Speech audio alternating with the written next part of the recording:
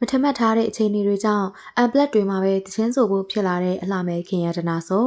ကဲပရိသတ်ကြီးတို့ရေအလှမဲလောကကိုတခုလောက်ပွားနဲ့ရဲရဲဝံ့ဝံ့ဝင်ရောက်လာခဲ့တဲ့သူပေါ်ပင်ဖြစ်မဲ့အရာမှန်သမျှကိုရေကုန်ရေကန်းစူးစမ်းရင်းလူဝင်ဆက်အောင်လုပ်နိုင်တဲ့သူကတော့ပရိသတ်ဗလိန်နာအခမ်းအနားဆုံးဖြစ်တဲ့ခင်ရတနာဆိုပါခင်ရတနာဆိုကတော့အခုလက်တလောမှာ Miss ဘကိုဝင်းနာစုကိုရရှိထားပြီး Miss Universe မှာရွေးချယ်ခံရဖို့စူးစမ်းနေတဲ့သူတစ်ယောက်ဖြစ်ပါတယ်။အခုလိုဝင်ရောက်ဖို့စူးစမ်းနေတဲ့အတော်အတွင်းမီဒီယာတွေမှာပတ်ဖြေနေပြီးတခုလက်မှုနေရာမပေးနိုင်လားဆိုပြီးပရိသတ်တွေဝေဖန်တာကိုခံကတနာခံကျင်နေတာဖြစ်ပါတယ်။အခုအခါမှာဆိုရင်လေသူမအနေနဲ့မတင်မှတ်ထားတဲ့အခြေအနေတစ်ခုနဲ့ရင်ဆိုင်လိုက်ရတာပါ။သူမအနေနဲ့တညဆိုင်ဝိုင်းတီးရုံနဲ့340ရတယ်ဆိုပြီးကြားလုံးထုတ်ကပြောဆိုခဲ့ပူးပေမဲ့အခုအချိန်မှာတော့စူထားတဲ့ပတ်စံကနှာခေါင်းနဲ့အခြားစိတ်ပိုင်းတွေကိုပြင်လိုက်တာကြောင့်30သာကျန်တော့တာဖြစ်ပါတယ်။ကျန်တဲ့30ဆိုတာကလည်း Miss Universe ဝင်ပြိုင်ရင်လိုအပ်တဲ့နေရာမှာအသုံးပြုဖို့ဦးထားခဲ့တာဖြစ်ပါတယ်။ဒါပေမဲ့နေပွဲတစ်ခုမှဖျော်ပြရင်ဥထားတဲ့30က